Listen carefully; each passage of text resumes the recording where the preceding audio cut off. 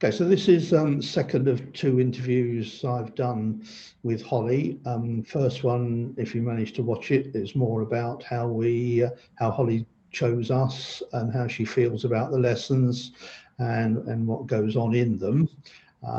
This one is going to be a little bit more about how Holly learns and what she understands about that, which is something that I know from talking to her that she has done at school. So she is quite aware of what her preferred learning styles are.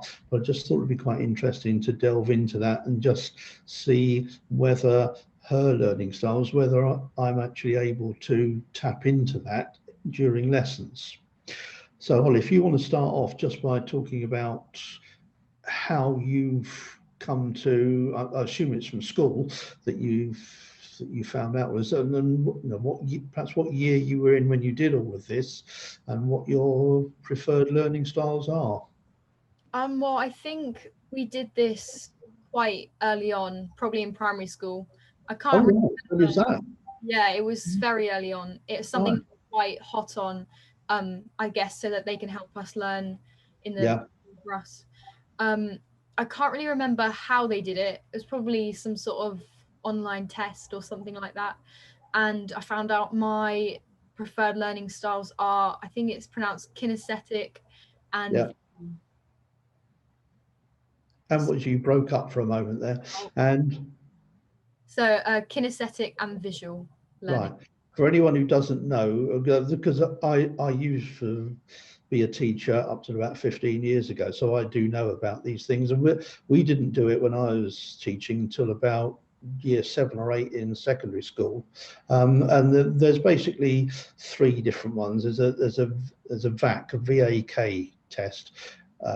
We used to do it with questionnaires. Just asking them some random questions.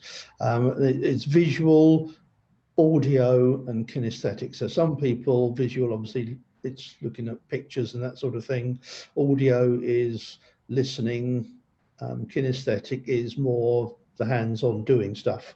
Some people will put in an extra one and call it a VARK test, VARK, where the R is connected to the audio. It's more reading things.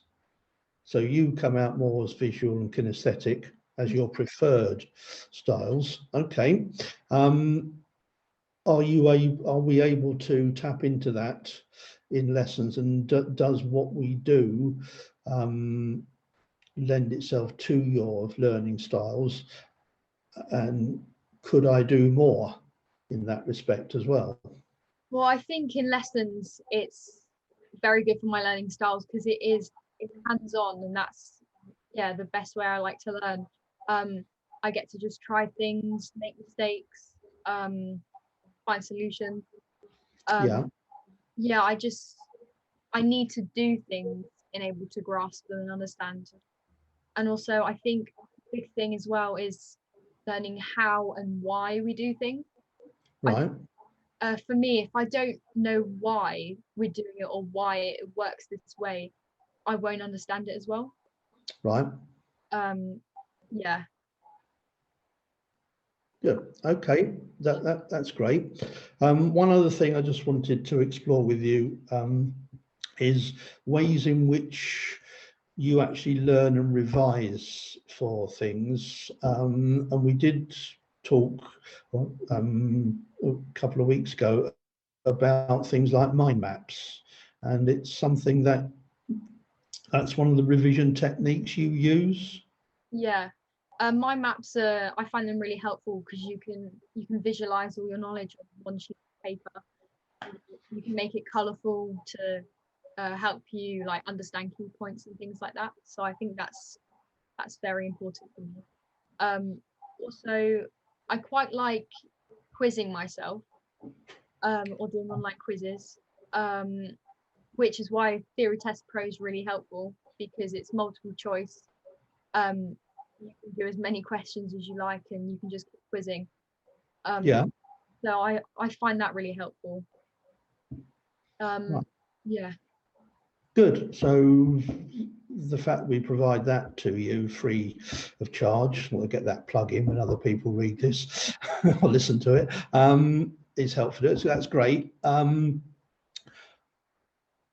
back to the mind maps, would it be an idea for me to employ something like that a little bit more with you? Yeah, what with regards to theory or No, practice? just with driving in general. Yeah, I think so. Because then you could yeah, see how things relate to each other and like link in. And I think that might also help us understand things a bit more. Right, that's exactly what I said. It might help. It might help me see what you're thinking and how you link things together, and probably will bring up some interesting discussion points as well. Yeah, definitely. Right. Okay.